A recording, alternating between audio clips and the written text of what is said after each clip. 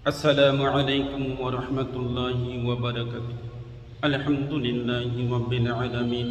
الصلاة والسلام على رسوله الكريم. أما بعد فقد قال الله تعالى في كلامه المجيد: أعوذ بالله من الشيطان الرجيم. بسم الله الرحمن الرحيم. وإذ قال ربك للملائكة إني جاعل في الأرض خليفة। স্মরণ করো যখন তোমার প্রতিপালক ফেরেশতাদের বললেন, আমি পৃথিবীতে একজন প্রতিনিধি খলিফা সৃষ্টি করতে যাচ্ছি। আলহামদুলিল্লাহ। সংক্ষিপ্তভাবে আজকে আমরা জানব খলিফা শব্দের অর্থ কি।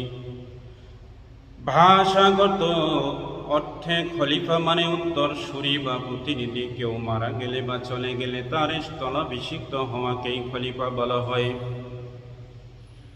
শাসক বা হুকুমদাতা প্রতিনিধি অর্থ ব্যবহৃত হয় পারিভাষিক অর্থে আল্লাহর বিধান অনুযায়ী দায়িত্ব পালনকারী, ন্যায় প্রতিষ্ঠাকারী, আমানতের রক্ষক, আল্লাহর দেওয়া নিয়ামতের সঠিক ব্যবহারকারীকেই খলিফা বোঝানো হয়েছে। আল্লাহর ইবাদত করা, ন্যায় বিচার প্রতিষ্ঠা করা, পৃথিবীকে আমানত হিসাবে রক্ষা করা, অন্যায়, জুলুম ও ধ্বংস থেকে নিজেকে বিরত থাকা।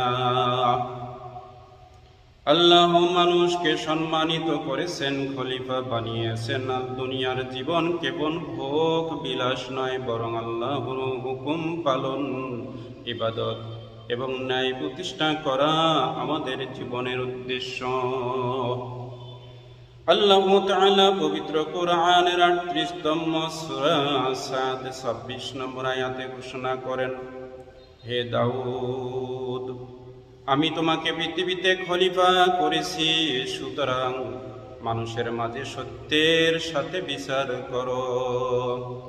রাসূলুল্লাহ সাল্লাল্লাহু আলাইহি ওয়াসাল্লাম বলেছেন, প্রত্যেক নেতা একজন রাখালের মতো, আর তার অধীনস্থদের ব্যাপারে সে জবাবদিহি করবে। সহিহ বুখারী ও মুসলিম।